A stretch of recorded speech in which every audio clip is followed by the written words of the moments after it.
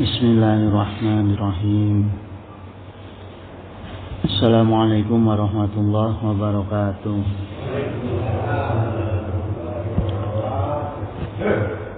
Alhamdulillah al-malikil haqqil mubin allazi habana bil imani wal yaqin.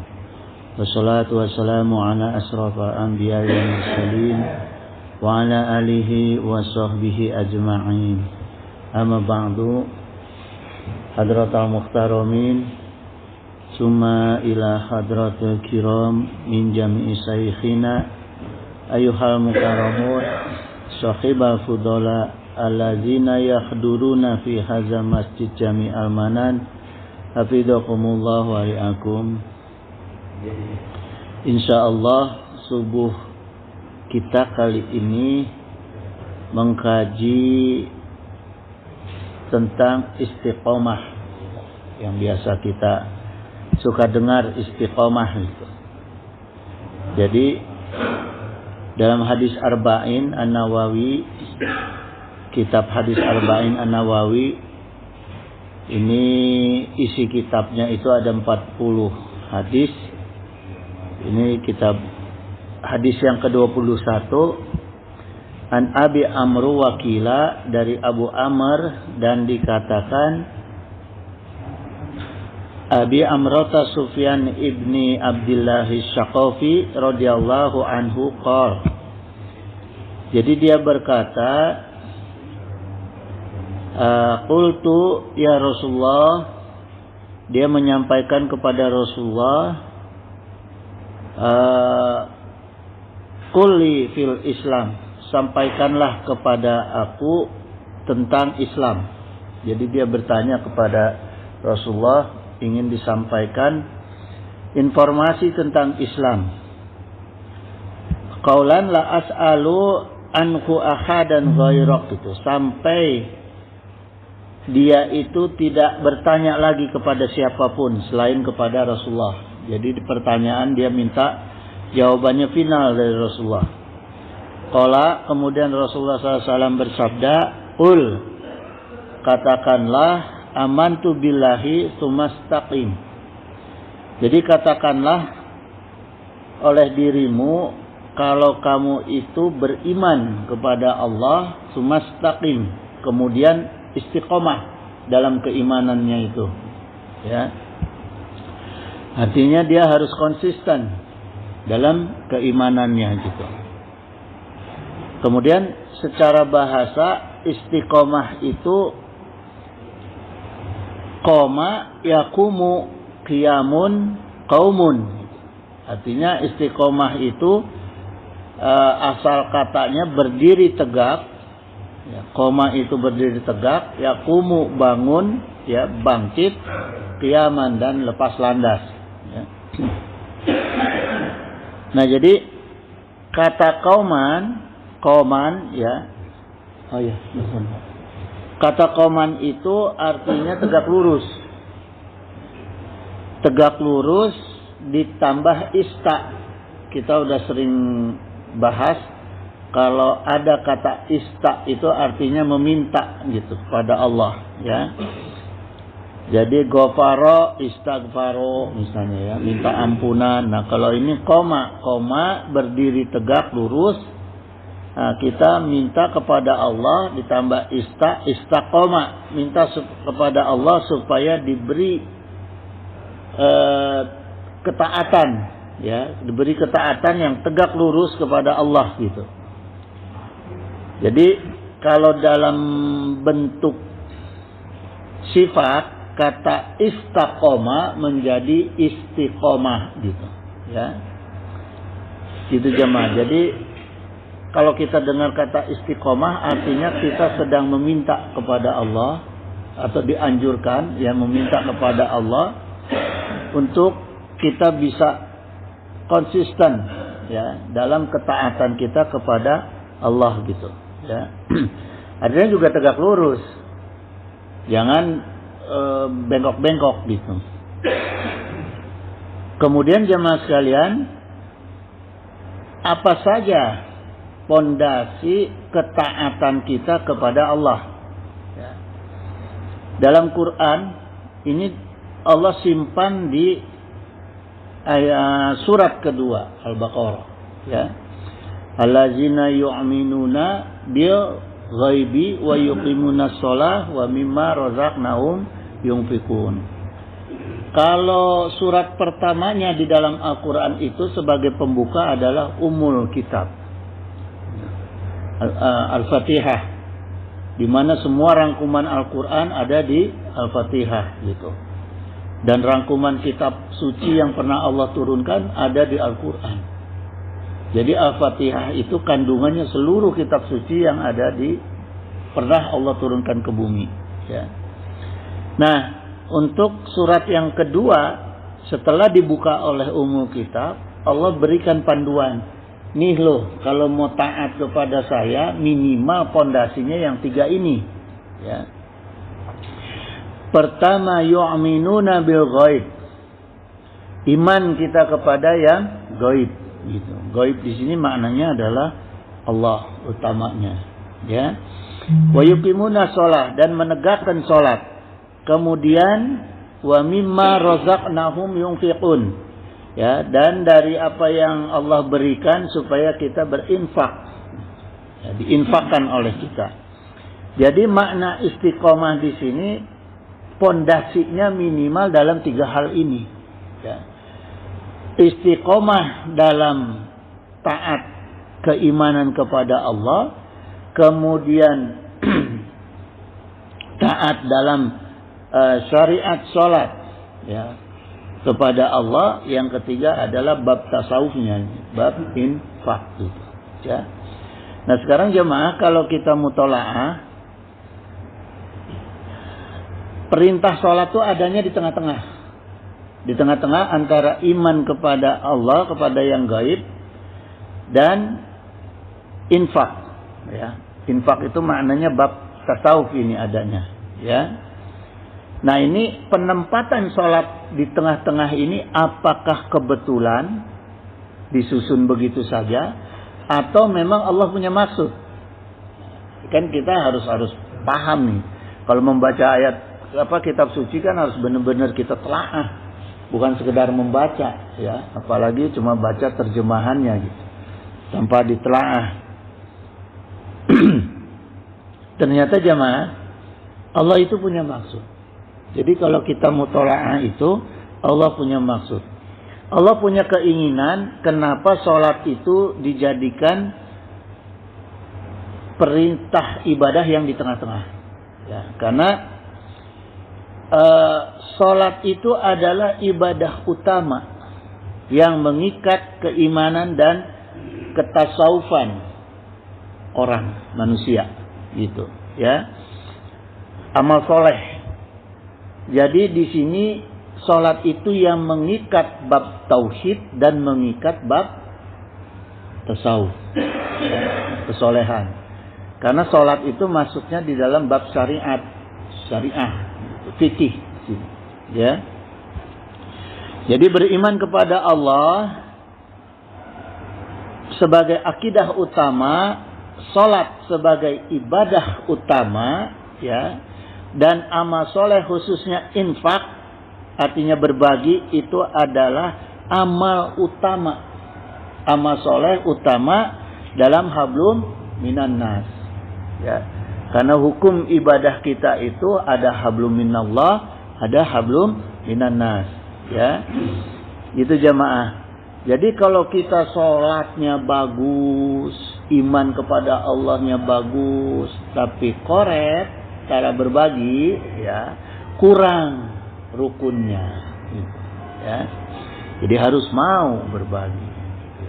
3 hal ini harus jadi sandaran pokok kita dalam beragama, ya. Kemudian jamaah sekalian,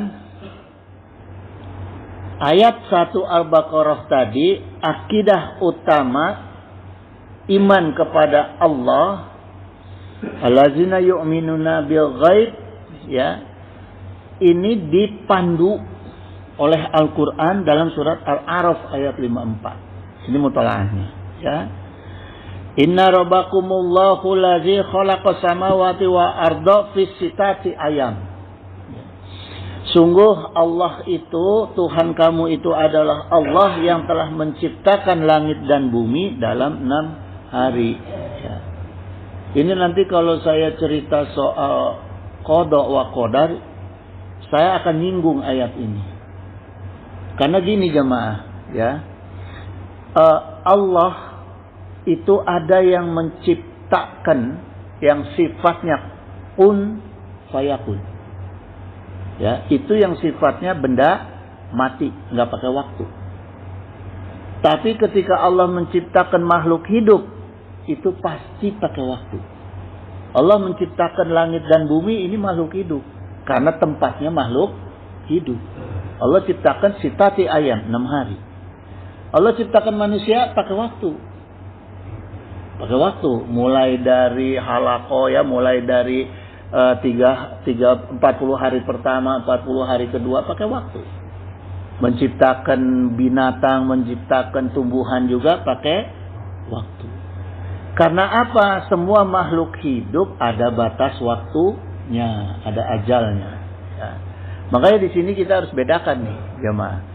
Ya, bagaimana Allah menciptakan yang tidak pakai waktu dan bagaimana yang pakai waktu, ini penjelasannya panjang nanti. Nanti akan kita kupas ke sana lebih jauh lagi ya. Supaya tauhid kita tuh lebih mantap, mengenal Allah dan mengenal ciptaan Allah, ya. Sumastawa alal ars. Kemudian Allah itu setelah menciptakan langit dan bumi selama 6 hari, Allah bersemayam di ars.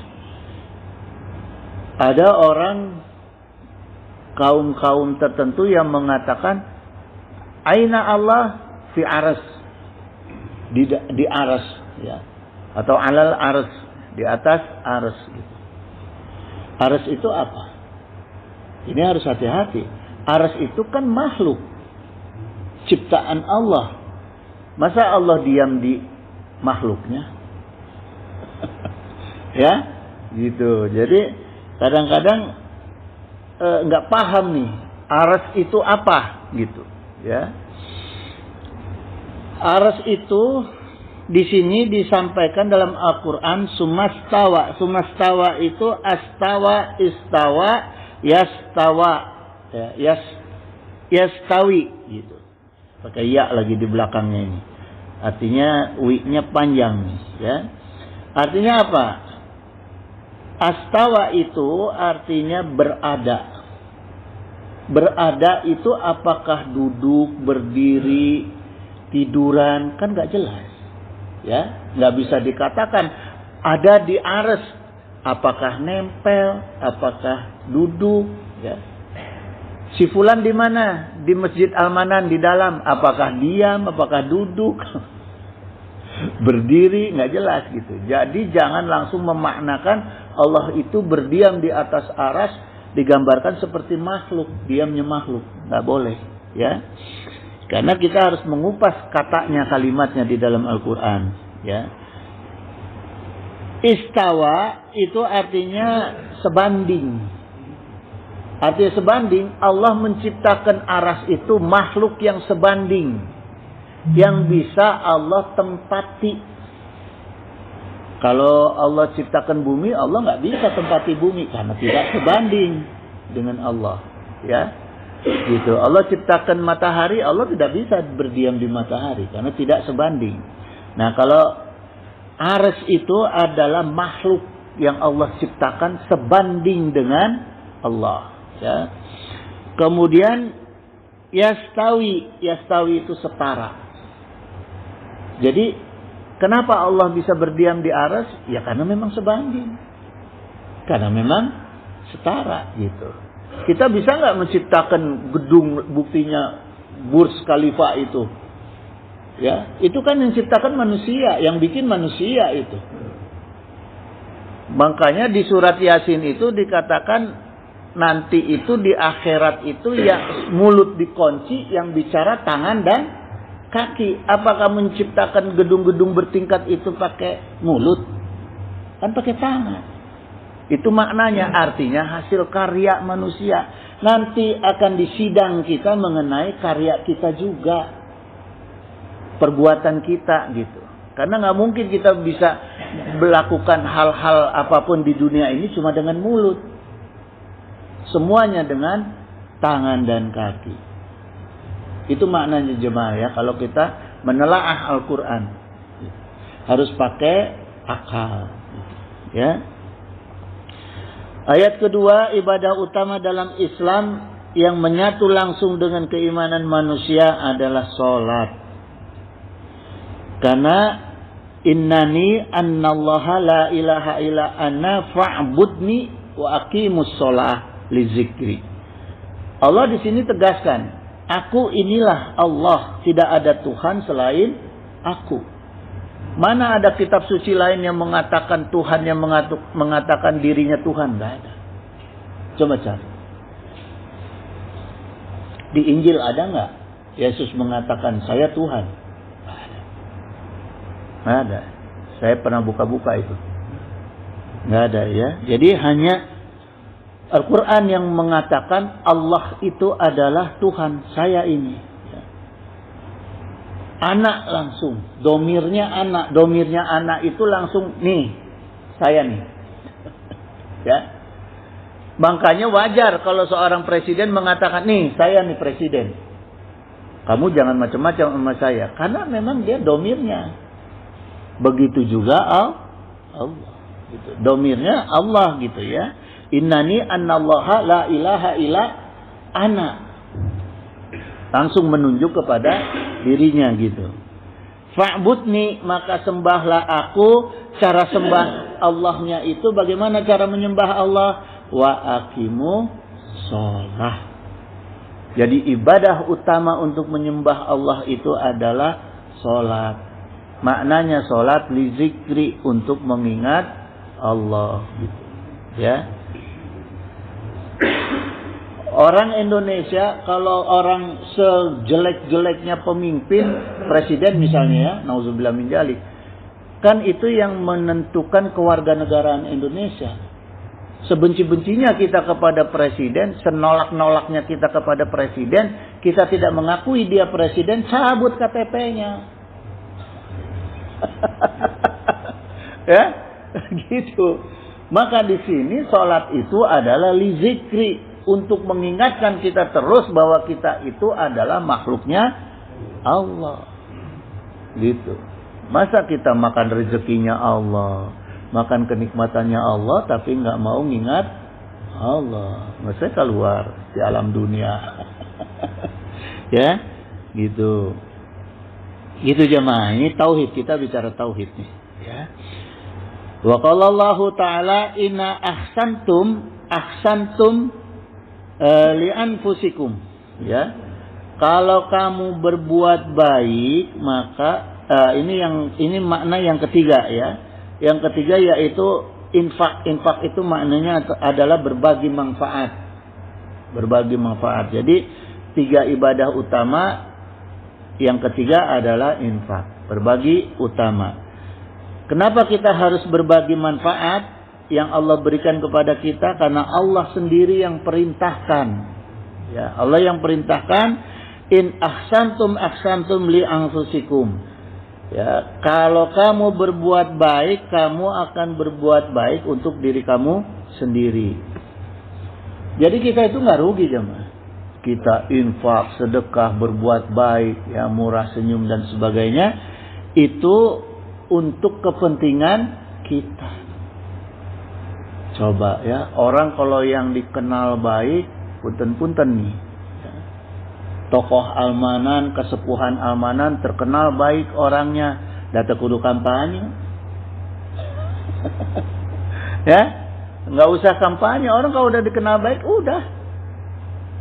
udah pasti itu. Gitu. Yang penting kita bagaimana membrand image diri kita, udah selesai. Ya. Wa qala Nabi sallallahu alaihi wasallam khairun nas anfa'uhum linnas. Ya, jadi sebagai bukti kebaikan kita sebagai manusia itu yang Allah perintahkan adalah membagikan manfaat yang ada di diri kita kepada orang lain. Bukan memanfaatkan orang lain. Kalau sekarang makan kebanyakannya memanfaatkan orang lain. Ya, gitu. Itu jemaah. Jadi itu tadi fondasi ketaatan untuk manusia dan jin itu adalah iman, sholat, dan amal soleh. Inilah yang harus kita istiqomahkan di dalam diri kita dan kita dakwahkan minimal kepada keluarga kita. Ya, dalam kitab Riyadhus Shalihin Al-Fadail bab 193. Di sini dalam hadis 1081 Abu Hurairah radhiyallahu anhu qala Rasulullah SAW, inna awala ma yuhasabu bihil abdu yaumal qiyamati, gitu. Sungguh amal yang pertama kali dihisab pada seorang hamba pada hari kiamat adalah min amalihi sholatuhu, amal salatnya, gitu ya. Jadi kalau solatnya fa'in soluhat faqad aflaha wa anjaha. Kalau solatnya dia itu baik sesuai dengan tuntunan dengan fikih, ya, maka dia akan aflaha, dia akan beruntung. Faqad. Nah, faqadnya ini sungguh-sungguh dia itu akan beruntung. Wa anjaha, dan dia itu akan sukses di alam dunia. Ya, akan sukses di alam dunia dan akan selalu mendapatkan keuntungan di alam dunia. Kalau kita masih hirup susah tuh, perhatikan sholat kita. Gitu, introspeksi sholatnya udah baik belum? Tuh, ya, itu yang pertama.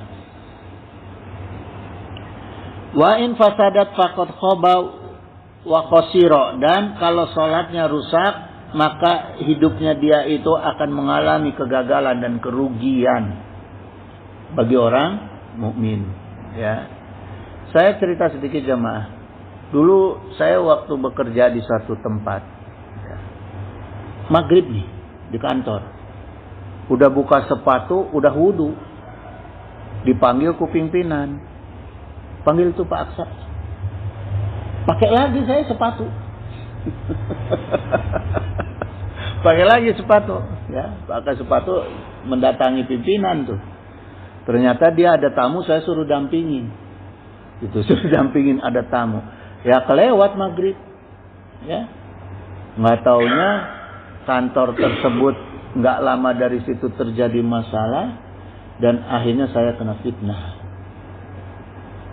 Itu saya tobat ampun-ampunan itu sama Allah. Aduh ya Allah, gara-gara itu doang. Ya, nggak lama itu jemaah, nggak sampai 40 hari itu. Saya renungin, saya tafakurin, nggak sampai 40 hari.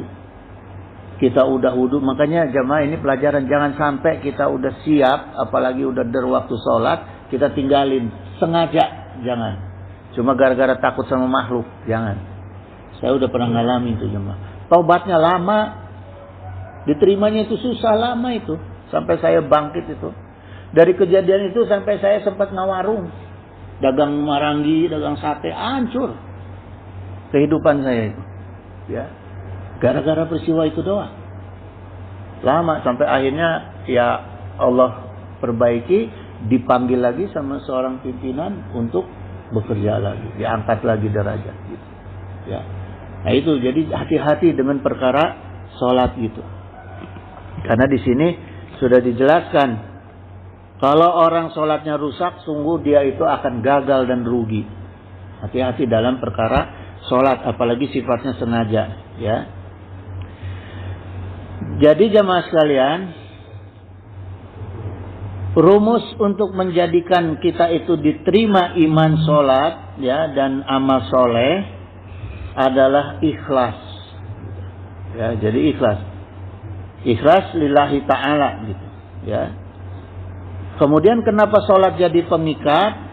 Rasulullah SAW itu mengatakan, beliau bersabda, as-sholatu imaduddin, faman aqamaha faqad aqamadin, waman hadamaha faqad hadamadin. Sholat itu adalah tiang agama, ya, maka barang siapa yang mendirikan sholat, dia telah mendirikan agama. Barang siapa yang merusak sholat, maka dia merobohkan agama. Makanya sholat menjadi pemikat di antara bangunan-bangunan yang lain, ya, gitu. Kalau bangunan nggak ada tiangnya kan nggak bisa berdiri, bukan bangunan namanya, gitu, ya. Strukturnya hancur, gitu. Gitu jamaah. Maka ketika sholat kita itu tegak, akidah syariah dan akhlak kita pasti baik, insya Allah, ya, gitu. Karena kalau orang yang sholatnya benar, memahami makna sholat, insya Allah berpengaruh terhadap yang lainnya, gitu, di dalam dirinya itu. Nah, kemudian jamaah sekalian, apa itu istiqomah? Istiqomah menurut sebagian ulama, istiqomah itu adalah isobatul haq fil qauli wal amal. Ya. Jadi isbati asbata yusbitu. Isbat itu, ya, artinya bukti. Bukti, terbukti, membuktikan.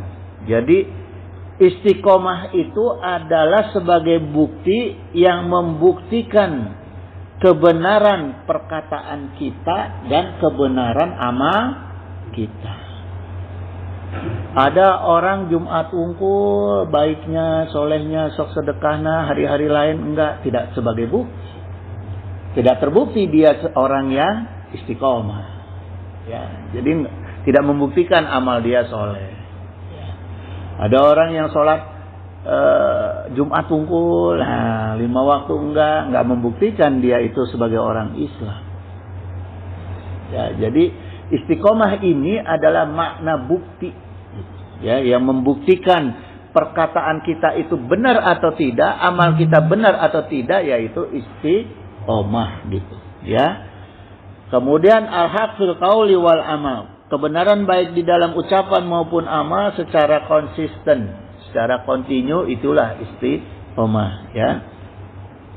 Tapi istiqomah yang dimaksud dalam agama itu, makna istiqomah yang sebenarnya adalah kontinu di dalam kejujuran, bukan kontinu konsisten di dalam kebohongan. Nah, itu nggak disebut istiqomah, ya.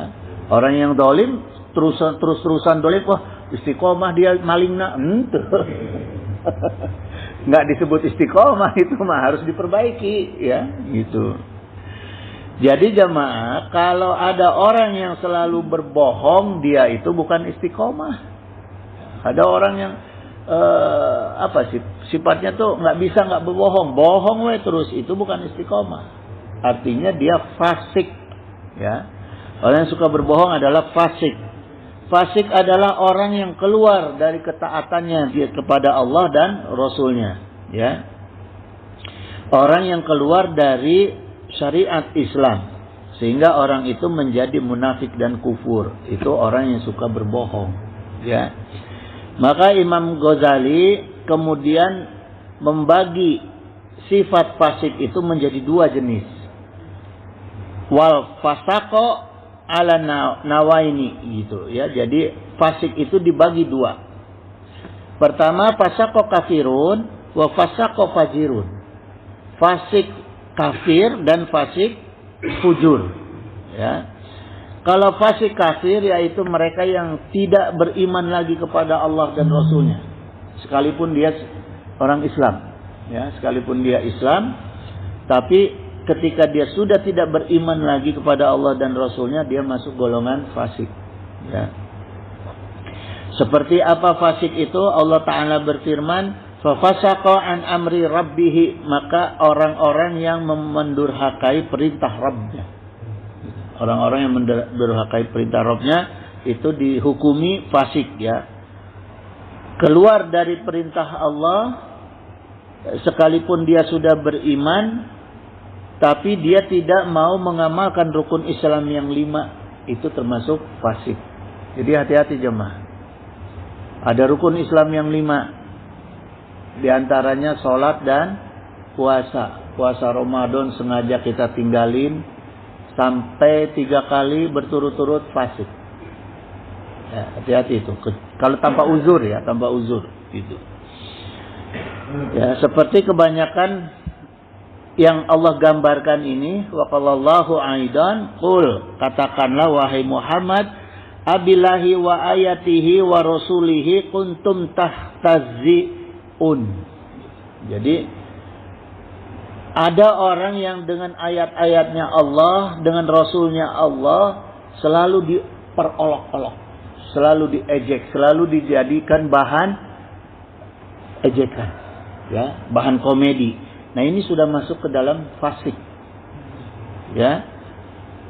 La ta'taziru qad kafartum ba'da imanikum. Maka Allah katakan ini dalam At-Taubah ayat 65, orang yang suka mengolok-olokkan ayat-ayatnya Allah dan Rasulnya itu nggak usah taubat. Allah langsung perintahkan nggak usah taubat. Ya, untuk orang yang mengolok-olok Allah dan Rasulnya nggak usah taubat karena kamu sudah kafir setelah kamu beriman. Ya, jadi taubatnya tidak akan diterima ku Allah. Hati-hati itu, ya. Gitu. Qad kafartum ba'da imanikum. Kamu itu sudah kafir. Sungguh, qadnya ini taukid, qad sungguh. Kamu itu kafartum, kalian itu sudah kafir, ya. Ba'da imanikum, setelah kalian itu beriman kepada Allah. Gitu. Nah, gini jemaah sekalian, ini hati-hati ya. Dulu saya pernah dengar ada orang yang labelnya kiai di TV, di suatu acara talk show di TV. Dia mengatakan gini, ini labelnya kiai, sayang banget, dan memang cucu kiai. Ya, saya kenal karena IAIN, pernah satu kampus. Ya, dia mengatakan gini, orang yang jujur, orang yang soleh, orang yang punya solidaritas sosial, orang yang punya dedikasi, punya loyalitas apapun agamanya. Nah, ini yang digarisbawahi. Apapun agamanya, dia pasti mendapatkan tempat terbaik di sisi Allah. Kalimatnya tuh, ya. Orang yang baik hidup di alam dunia, soleh di alam dunia, apapun agamanya. Ini masalahnya, ya. Dia katakan apapun agamanya pasti akan mendapatkan tempat yang terbaik di sisi Allah. Artinya kan di surga. Ya. Nah, sekarang saya mau tanya nih. Jemaah. Ada orang pintar. Semua hafal. Ya. Tapi dia nggak kuliah di UI. Bisa dikatakan alumni UI nggak? Enggak. Karena dia tidak daftar di UI. Tidak melaksanakan hukum-hukum aturan Universitas Indonesia. Tapi kepintaran dia lebih dari mahasiswa UI. Bahkan lebih dari dosen UI. Diakui nggak sebagai alumni UI? Jadi sebaik apapun orang itu, kalau dia tidak bersyahadat, tidak daftar untuk masuk menjadi agama Islam, muslimin, ya, sebaik apapun tidak akan mendapat tempat yang terbaik di sisi Allah. Ini kayaknya kiainya lagi ngambil hati ini saat pada 9 naga. Lagi ngolok 9 naga. Ya, itu jamaah. Sayangnya orang ilmu tinggi apa, tapi kabita kunuk itu sampai mengorbankan agamanya. Ya, orang seperti ini sekalipun dia taubat nggak akan diterima ku Allah, karena dia sudah fasik. Ya, Allah Taala menegaskan lagi dalam Ali Imran ayat 85, wa may yabtaghi ghairal islami dinan, barang siapa yang mencari agama selain agama Islam, ya, fala yuqbala minhu, maka tidak akan bisa diterima dia itu dari agamanya. Ya. Jadi ada orang yang mencari agama Kristen, agama Buddha, agama lain-lain selain Islam, mau diterima kok Allah nanti. Gitu. Tidak akan bertemu dengan Allah. Di mana tempat bertemu dengan Allah? Di surga. Kalau di neraka ketemu nggak sama Allah? Enggak. Ya.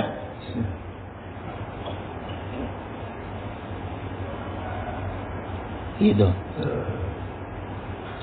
Jadi hati-hati jemaah. Hati-hati dalam perkara perkataan, walaupun dia nggak ada maksud, ya, tapi itu kan sudah menyebarkan kesesatan, tidak boleh, ya.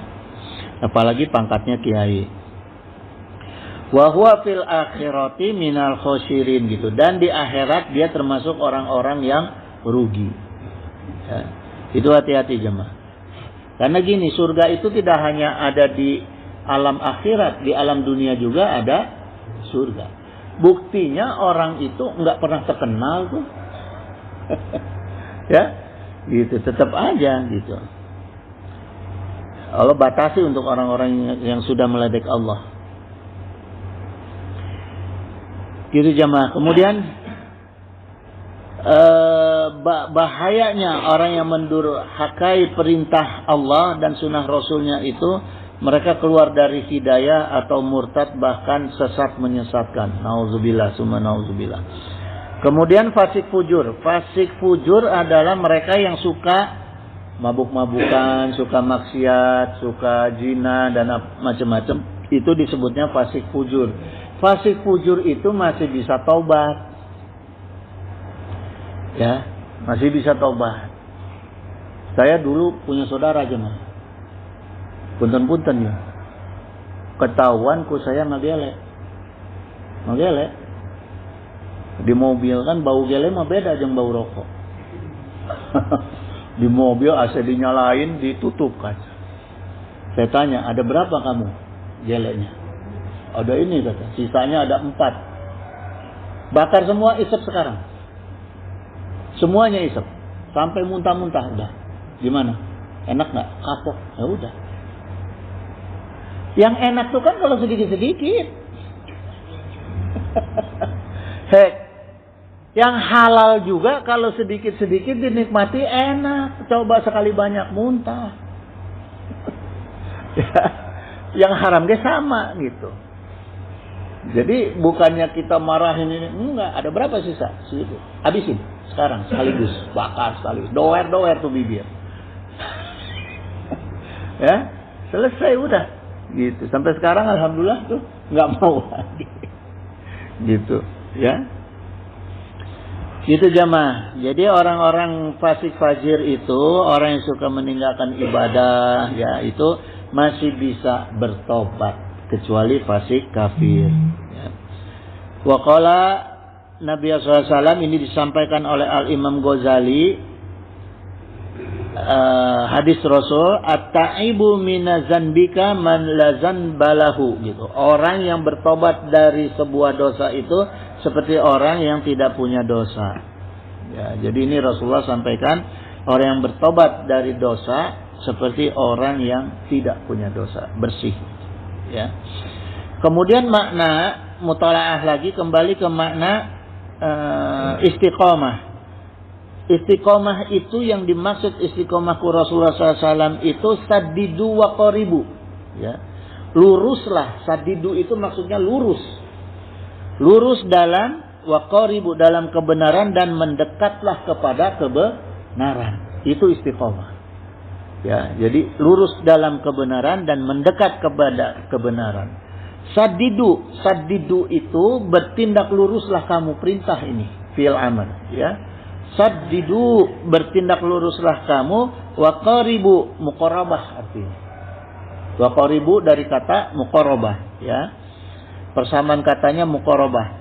Dekatilah kebenaran. Maknanya kalau tidak bisa benar 100%, ya atau 90%. Jangan sampai 50%, harus di atas 50%. Benar kayak gitunya. Kalau 50% setengah-setengah, ngukumnya bingung. Dijeblosin kemana? Gitu. Ya, gitu. Jadi sebaiknya mendekati 100% gitu, jangan terlalu jauh, ya. Wa qala Nabi SAW, Wahdu waruhu, bersegeralah untuk beramal di pagi hari, siang dan malam. Ya. Wa syai'un minad duljati, dalam segala hal itu ada waktunya. Ya. Wal qasdat tablugu gitu, dan maksud yang kamu niatkan itu akan sampai pada tujuannya itu pada waktunya.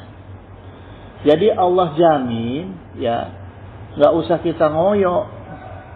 Kalau sudah waktunya, karena semua ada waktunya. Kalau sudah tiba pada waktunya, tujuan kita sampai. Nggak mungkin kita berangkat tujuan dari sini ke Cianjur nggak pakai waktu, nggak mungkin. Rasulullah yang segitu naik Burak aja pakai waktu. Kendaraan tercepat di dunia, Burak, dari Mekah ke Masjidil Aqsa. Itu kan 1.500 kilo lebih itu. Pakai kendaraan tercepat, ada waktu. Masa kita nggak mau pakai waktu? Sabar, ayah waktuna. Ya. Dan kalau tulisan kita sampai pada waktu itu, maka tujuan itu akan tercapai. Ini jaminan dari Allah. Ya. Wa qasdat tablugu. Artinya apa? Kita boleh ambisi dalam ingin mencapai ke cita-cita kehidupan di dunia, tapi jangan ambisius. Lamun ambisius capek orang bangkrut. Banyak tenaga, banyak energi, ya, karena ambisius. Ayeuna suatuna mah geus we. Gitu jemaah, ya. Ini kata Rasulullah SAW. Berkata Imam Nawawi dalam Syarah Sahih Muslim ketika menjelaskan hadis ini, beliau telaah fasaddadu, sadat itu artinya berbuat lurus, itulah hakikat dari istiqomah, ya. Kemudian makna wa haqiqatul istiqomah, hakikatnya istiqomah itu adalah al isabatu fi jamil aqwali wal akmal wal maqasid. Jadi istiqomah itu maknanya bertindak benar dalam setiap ucapan, amal perbuatan, dan niat secara tegak lurus dawam. Artinya harus dawam gitu, ya. Artinya gini jemaah, semaksimal yang kita bisa dan itu diperintahkan oleh Rasulullah SAW itu kita dawamkan. Bukan sekedar dikerjakan tapi didawamkan. Artinya dawam itu amalnya sama, waktunya sama, jumlahnya sama. Ya. Waqala Nabi SAW, ini pernah Rasulullah SAW berpesan kepada Sayyidina Ali radhiyallahu anhu, qala salillah ta'ala huda wa saddad, mintalah kepada Allah hidayah, ya. Huda, mintalah hidayah dan istiqomah di atas hidayahnya Allah, kebenaran itu, ya. Wazkur bil huda hidayatakat tariqo, sebutlah, ingatlah hidayah. Wazkur ini maksudnya ingatlah hidayah Allah itu, maka engkau akan mendapatkan jalan yang dibimbing bu Allah. Jadi kan kita minta hidayah. Kita minta hidayah itu bukan hanya berdoa, tapi harus dengan usaha. Caranya nyata ngaji thalabul ilmi agama. Nah, setelah kita ngaji mendapat ilmu, ingat-ingat ilmu itu untuk menjadi bimbingan kita. Ya. Jadi jangan pulang dari sini lupa nih, oh tadi Hadi Aksa ngomong apa ya? Gitu.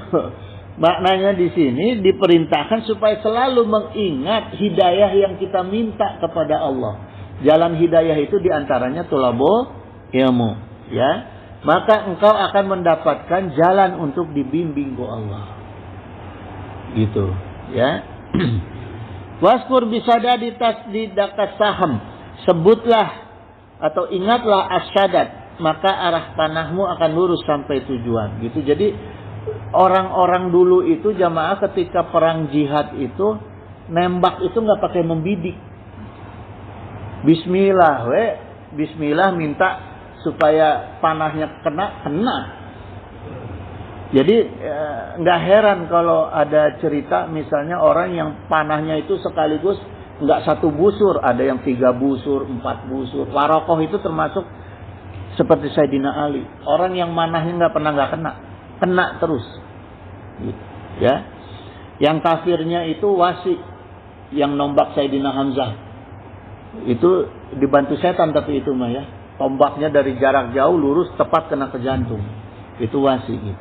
Tapi kalau sahabat-sahabat Rasul itu pakai panah. Kemudian Sayyidina Ali radhiyallahu anhu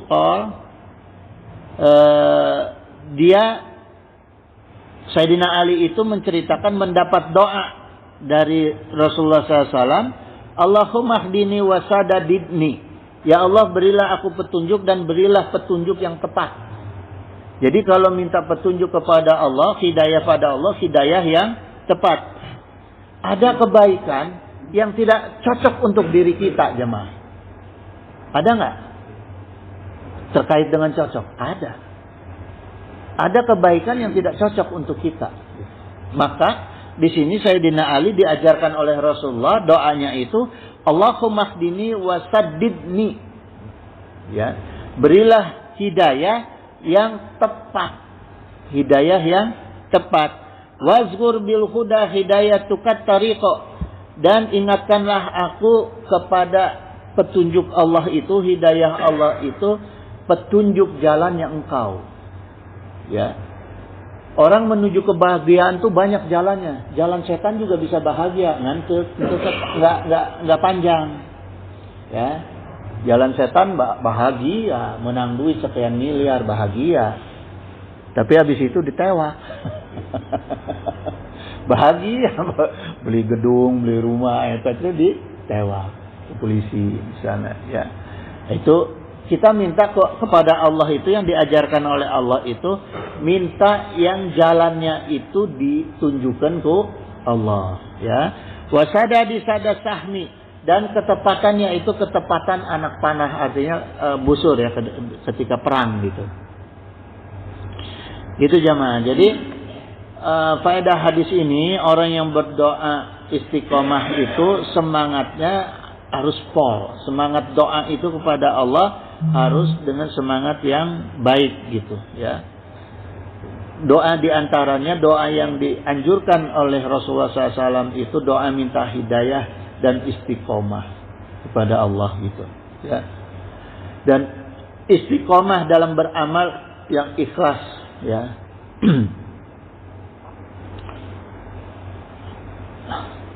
Kemudian jemaah sekalian, sepenting apa istiqomah itu? Ya. Pentingkah istiqomah? Nah, ini dalam kitab Jami'ul Ulum wal Hikam ya. Beliau mengatakan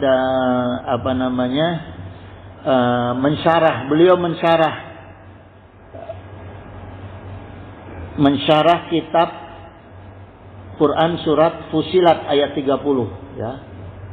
Fusilat ayat 30 ini disarah oleh Al-Hambali dalam kitab Jami'ul Ulum wal Hikam ya. Allah Ta'ala berfirman, Innal ladzina qalu, sungguh orang-orang yang mengatakan Rabbunallahu sumastaqamu, Rabb kami adalah Allah, kemudian mereka beristiqomah terhadap pendirian mereka, terhadap keimanan mereka. Tatanazzalu alaihimul malaikat ya, malaikatu. Jadi malaikat akan turun kepada mereka dengan mengatakan ala takhafu wa la tahzanu.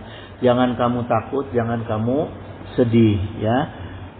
Wa absyiru bil jannati, dan gembiralah kamu dengan surga yang Allah janjikan. Alati kuntum tu'adun ya, yang Allah telah janjikan gitu. Jadi gini jemaah, istiqomah kita terhadap keimanan kita yang tadi itu ya, yang 3 tadi. Fondasinya itu basicnya. Iman, implementasinya sholat dan amal soleh. Iman itu implementasinya sholat dan amal soleh ya. Nah, ketika kita istiqomah dalam 3 perkara yang tadi sudah menjadi fondasi dalam hidup kita, Allah berfirman, Innal hasanati yuzhibna sayiatin. Sungguh hasanat itu akan menggugurkan dosa-dosa kita. Jadi kebaikan-kebaikan tadi yang istiqomah tadi akan menggugurkan dosa-dosa kita, ya. Zalika zikra lizakirina, itulah peringatan untuk orang-orang yang ingat. Peringatan untuk orang-orang yang ingat. Karena banyak orang yang diingatin nggak mau ingat. Banyak, ya. Cekolot itu dinasehatin anak kemana, nasihat kemana, banyak, ya, gitu. Maka tidak akan pernah istiqomah tuh, ya. Jadi maknanya istiqomah itu orang yang selalu mengingat dalil-dalil ilmu-ilmu yang diajarkan oleh kiai, ya, oleh Rasulullah SAW dan para ulama, ya. Nah, kemudian begini jamaah, ala takhafu wa la tahzanu, ya. Ketika malaikat menyampaikan kalimat ala takhafu wa la tahzanu, jangan kamu takut, jangan kamu sedih, ya.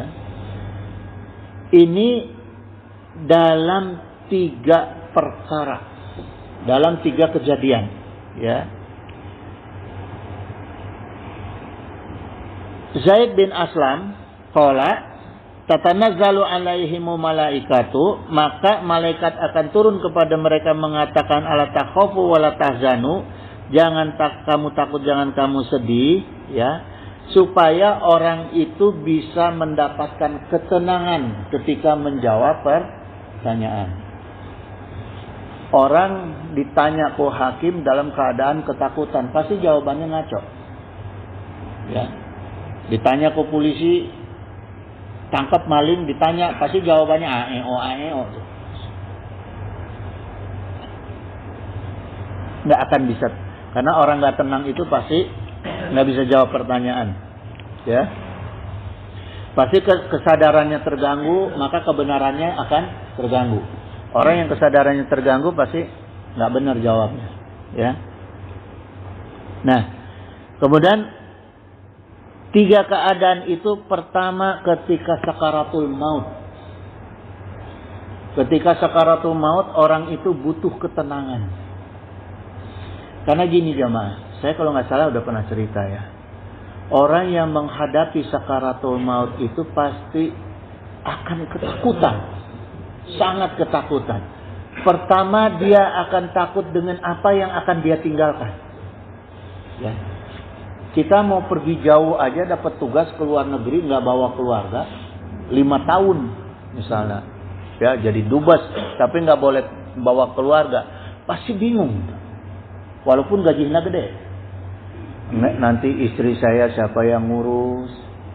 Jangan-jangan diurus ke berondong, hah? Bingung.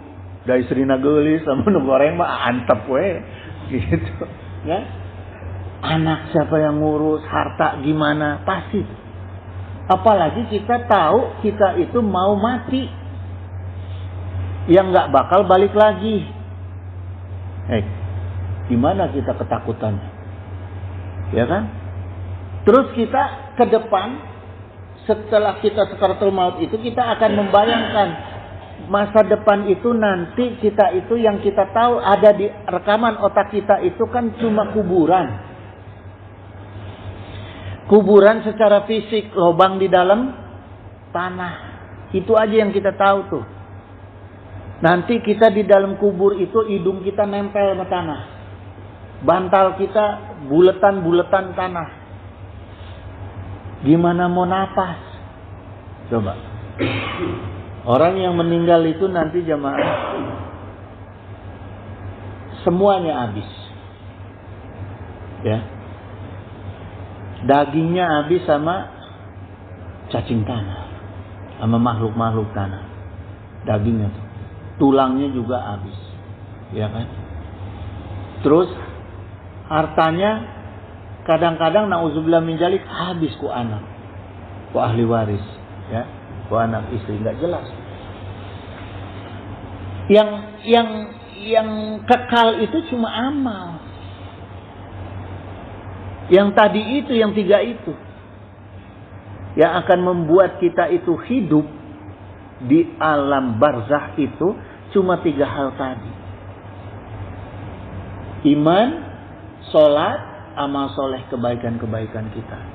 Kenapa jamaah? Iman itu yang menjamin Allah itu menjaga jasad kita. Banyak orang yang udah dibuka kuburannya, ternyata jasadnya, jangankan jasadnya, kain kafannya aja masih bagus. Imam Nawawi Al-Bantani itu di Mekah, begitu mau digusur, diangkat, jasadnya semua masih bagus. Nggak berani orang Arab mindahin. Di Ma'la. Ya, dikubur lagi, diperbaiki malah kuburannya. Malah sekarang diperbaiki kuburan. Karena masih baik semua. Yang jaga itu siapa? Yang jaga keutuhan jasad kita. Iman kita. Kalau nggak iman nggak mungkin dijaga. Siapa yang bisa jagain? Orang semua mau ngegrogotin badan kita kok. Ya, itu jasad, jemaah. Salat kita akan menjaga kenikmatan alam kubur kita. Ada nggak orang yang mau dekat terus sama orang yang udah mati, yang udah dikubur? Sekalipun itu istri, sekalipun itu orang yang kita cintai, anak, bapak, ibu. Ada nggak yang mau deket terus? Saya mah cinta mati, lo mati gue ikut, nggak ada. Pulang habis itu maka windoi. Yang nemenin kita siapa? Sholat kita jamaah. Sholat kita itulah yang nanti akan datang. Amal sholat kita itu akan datang ke alam kubur. Nemenin kita ngobrol. Membawa lampu menerangi alam kubur. Kemudian yang akan sering datang ke kuburan kita, menemui kita, mengirim doa kepada kita, mengirim Al-Quran kepada kita, menerangi, membuat wangi, membuat nyaman alam kubur kita itu akibat amal soleh kita.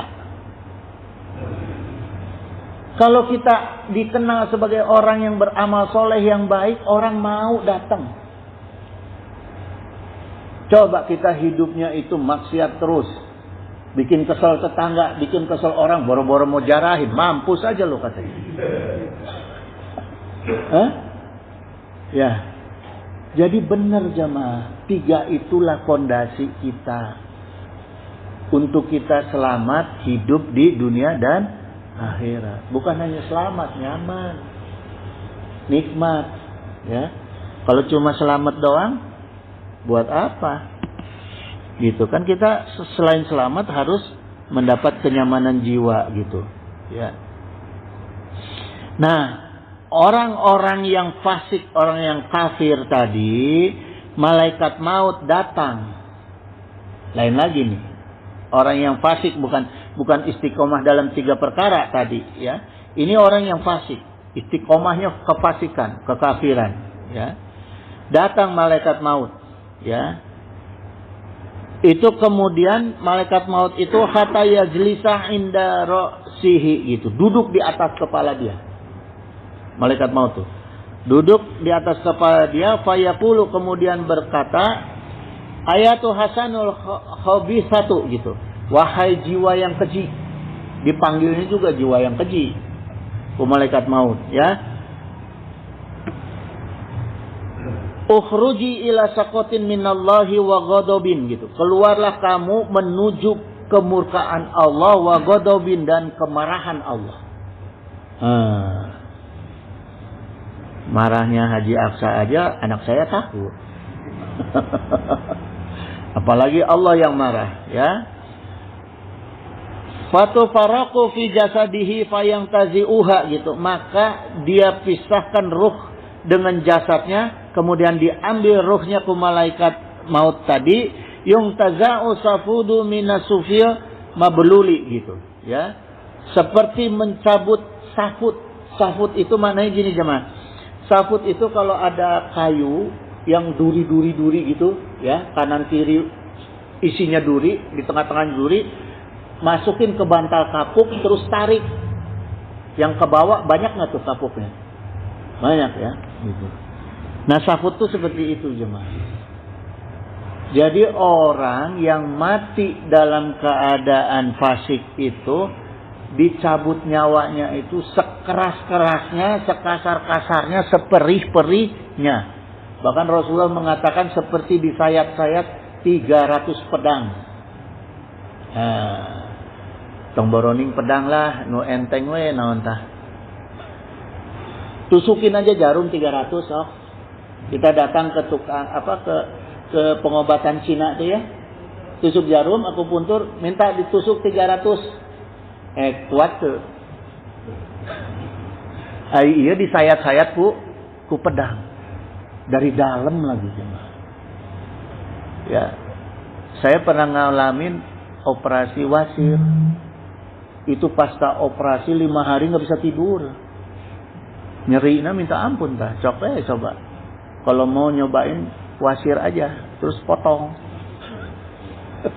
Operasi ini ya, operasi pakai obat bius nggak tembus. Sengsaranya teh 5 hari. Operasi patah tulang kalah sakit dengan operasi wasir tuh, ya. Apalagi dicabut ruh, dicabut nyawa, ya. Gitu jemaah. Kemudian Utsman bin Affan berkata bahwa Nabi SAW itu bersabda, ya. Jadi kalau ada orang yang mati jemaah, kita perhatikan nih, ya. Ada orang lagi ngap-ngapan mau meninggal. Ada orang mau meninggal, kita perhatikan nih. Kalau ini kata Rasul ya, bukan kata saya, kata Rasul. Ini saya terjemahin aja supaya cepat karena udah mau habis. Jadi orang yang hampir mati itu kalau kedua matanya itu melotot, ya, terbelalak gitu melotot, kemudian dahinya berkeringat,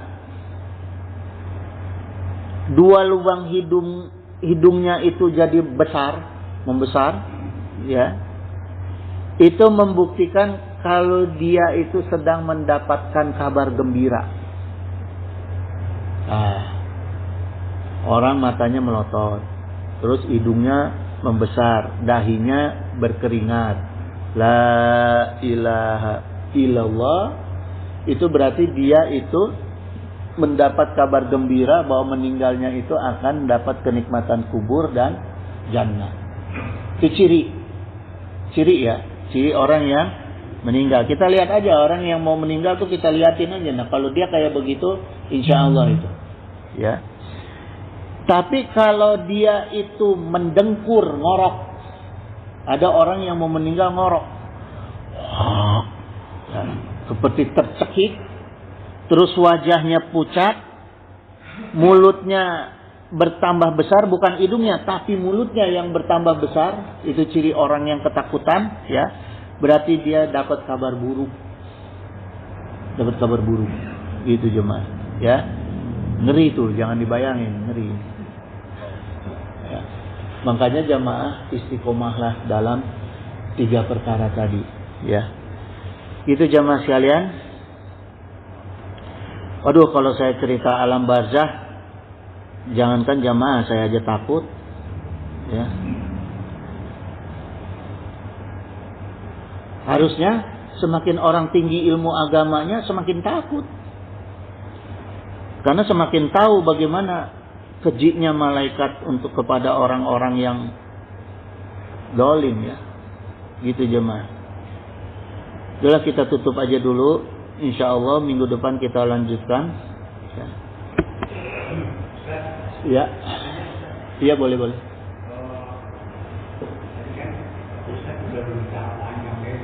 Iya.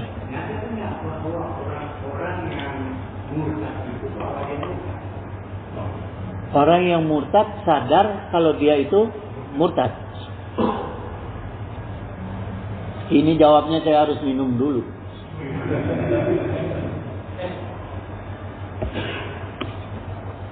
Supaya sadar.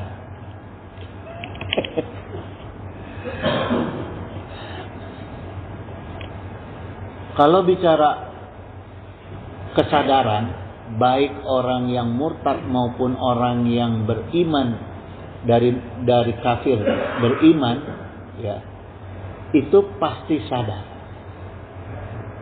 Pasti sadar. Gitu. Karena gini jemaah, kesadaran kita itu dikawal oleh setan dan dikawal oleh malaikat. Ketika kesadaran kita itu melenceng, itu yang ngawal setan. Ketika kesadaran kita itu lurus, istiqomah dalam agama, yang ngawal kesadaran kita itu adalah malaikat. Ya, jadi kita ini kan diaping oleh dua malaikat, pencatat kebaikan, raqib atid ya, pencatat kebaikan dan pencatat keburukan. Nah, ketika setannya kuat masuk ke dalam, ingat jemaah, setan itu masuk ke dalam tubuh kita itu lewat aliran darah.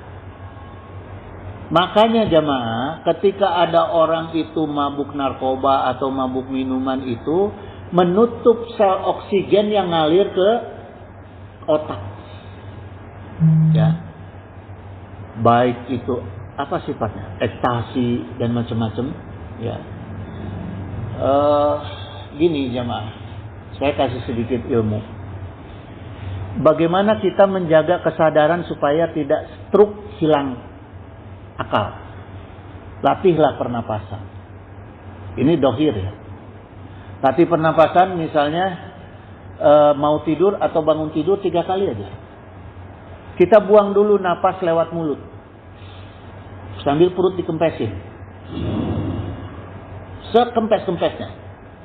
Habis itu tarik pakai hidung, sekembung-kembungnya perut. Tahan sekuat kita mampu menahan. Sudah kembung, ya. Terus kita keluarin. Saat dikeluarin itu giginya rapat, sampai sekempes-kempesnya. Terus begitu 3 kali. Mau tidur atau bangun tidur. Itu mengompak darah, sel darah, supaya oksigen itu tetap ngalir ke otak. Karena orang yang minum minuman keras atau apa itu kan sel oksigen ke otaknya itu ketutup oleh zat tersebut. Ya. Makanya jadi gelo. Ngomong sendiri, ketawa sendiri, karena sel oksigennya ketutup. Sehingga dia sudah tidak bisa berpikir secara waras. Itu kalau kita bicara dalil fisik, ya. Nah, kalau dalil aklinya, ya, dalil akalnya itu dirusak oleh pengetahuan yang kita terima, faham-faham yang kita terima. Makanya gampang sekali orang kalau dicuci otak jadi komunis, jadi segala macam, karena bicaranya paham. Bagaimana kita supaya orang itu fahamnya itu rusak? Pertama dirusak dulu akal sehatnya. Lewat minuman keras, lewat itu kan gini jemaah ya. Islam masuk ke Indonesia itu bawa akal sama dagang. Tapi penjajah kafir masuk ke Indonesia itu bawa minuman keras sama bawa WTS. Tanya coba di Ambon. Saya ngobrol sama orang Ambon. Makanya orang Ambon sampai sekarang banyak yang doyan minum. Karena sejarah dijajahnya dia seperti itu. Ya.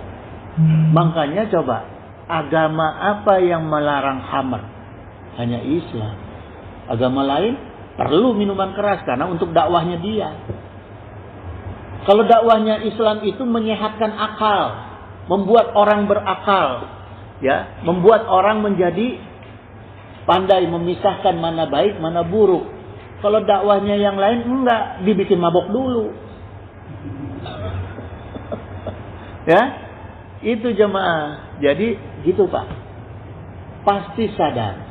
Cuma sadarnya ku setan atau ku malaikat. Eta unggul. Bedana, ya. Ada lagi? Kalau nggak ada saya tutup dulu ya. Wallahul musta'in ala kulli halin. Innahu samiun qaribun mujibud da'wat wa yaqdiyal hajat. Subhanaka Allahumma wa bihamdika asyhadu an la ilaha illa anta astaghfiruka wa atubu ilaik. Wallahul muwaffiq ila aqwamit thoriq. Wassalamualaikum warahmatullahi wabarakatuh. Allahumma shalli wa sallim wa barik ala sayyidina wa syafi'ina wa habibina maulana Muhammad wa sallama radhiyallahu ta'ala an sadatina sayyidina Rasulillah ajmain. Amin ya Allah ya mujibud da'wati sa'ilin. Allahumma inna nas'aluka minan ni'mati tamamaha wa minal ismati dawamaha wa minar rahmati sumulaha wa minal afiyati husulaha wa minal aishi argodah wa minal umuri as'adah wa minal insani atama wa minal in'ami a'amah wa minal fadli a'zabah wa minal lutfi anfa'ah. Allahumma kun lana wa la takun alaina. Allahumma ihtim bi sa'adati ajalana wa haqiq bi ziyadati amalana wa akhrun bil afiyati guduwana wa asolana wa ila rahmatika masyirana wa ma'alana wa subasijali afika ala zunubina wa muna alaina bi islahi uyubina waj'ali taqwa zawdana wa fi dinika istihadana wa alaika tawakkulana wa atimadana wa thabbitna ala nahjil istiqamah wa izna fi dunya min mujibati nadamatil yauma qiyamah wa khafif anna sifla auzar warzuqna aisyata abrar waqfina wasrif anna sarar asrar wa'tik riqabana wa riqaba abaina wa ummahatina wa ikhwanina wa walidina wa ashiratina wa zawjatina birahmatika ya azizu ya ghafaru ya syataru ya halimu ya jabaru ya Allah ya Allah ya Rahman ya Rahim ya Arhamar Rahimin. Innaka ala kulli syai'in qadir wa bi ijabati jadir. Allahumma ighfir lana ya Ghafur warhamna ya Rahim. Allahumma kshif anna wasrif anna wadfa'ana al-balaa'a wal waba'a wal ghala wa ta'una wa fitana wa mihana wa khumuma wa gumum wa quruba wa azana wa shada'ida wa shara'adaid wa syarad dhalimina ma la yaksifuhu ghairuk. Wa sallallahu ala sayyidina Muhammadin wa ala alihi wa sahbihi wasallam. Subhana rabbika rabbil izzati amma yasifun wa salamun ala mursalin walhamdulillahi rabbil alamin. Al-Fatihah. A'udzu billahi minasyaitonir